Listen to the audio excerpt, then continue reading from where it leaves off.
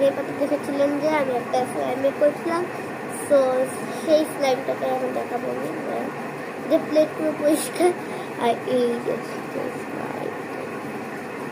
আগে বক্সে দেখাচ্ছিলাম এই বক্সের ভিতরে, এখন কিন্তু এই বক্সের ভিতরে জায়গা হচ্ছে না, তখন সো এখন হচ্ছে তেল দিতে হবে, একটু গ্লোসি হবে। সো আমি তেলটা নিয়ে এসে আবার কন্টিনিউ। সো গাইস, এই যে তেলটা নিয়ে এসেছি, এই তেলটা এখন আমি দিব। দিলাম আর এই যে আমার স্লাইমটা বলছি, আমি পুরো স্লাইমটার মধ্যে তেল দিতে চাই না। আগে আমি ইউটিউব স্লাইম না ভাই পুরোটার মধ্যে দিয়ে দিতে চাই, কারণ আপনি এই যে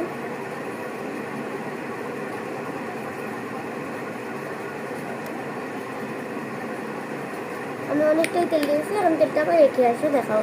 এই যে এটা হওয়ার পর এখন হয়ে গিয়েছে এই তেলটা, দেখতেই পাচ্ছেন আমি কীভাবে ছিটকেছি। চলুন আবার সামনে রেখে দেয়। আর দেখুন আগে জায়গাটার অবস্থা দেখুন, এই যে দেখতে পাচ্ছেন এই যে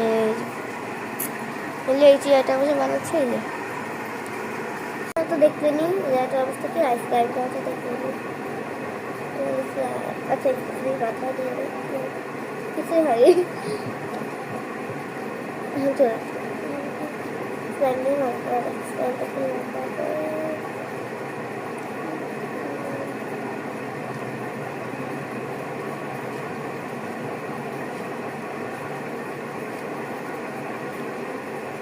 তো আজকের মতো আমি এইটুকুই থাকবো। টাটা। আর টাটা যাওয়ার আগে আমি টিউটোরিয়ালটা বলে দিই। এইটার জন্য প্রথমে আমি এখানে একটু প্রথমে ক্লে নিছি। তো ক্লে নেওয়ার পর স্লাইমটাকে এখানে ক্লে নিছি ফার্স্টে এই বাটিটার মধ্যে। ক্লে নেওয়ার পর দেই একটা চামচ নিয়ে ক্লে দিয়ে পানি দিয়েছি, পানি দিয়ে পানিটা ক্লে যতটুকু হবে ক্লে পরিমাণ মতো আপনারা পানি দিয়ে দিবেন। তো দেওয়ার পর আমি মিক্স করেছি, মিক্স করার পরে এখানে একদম পানি পানি হয়ে গেছে, হালকা চাকা চাকা ছিল। তারপরে কী করছি আমি সাবানের যে ফেনা সেটা দিছি, দেওয়ার পর মিক্স করছি। ওটা বেশি হয়ে গেছে, এটা একটু কমেছি আমি। তো আপনার পরিমাণ মতো দেবেন সাবানের ফেনা। তারপর একটু পানি দিচ্ছি সাবানের ফেনার উপর দিয়ে। পানি দেওয়ার পর একটু ক্লে দিছি, একটু নাড়াচাড়া করার পর ভিতর থেকে আমি উঠাইছি এরকম করে স্লাইমটা উঠাচ্ছি। তারপরে এরকম করে আমি পুরো স্লাইমটাকে বানিয়ে নিই।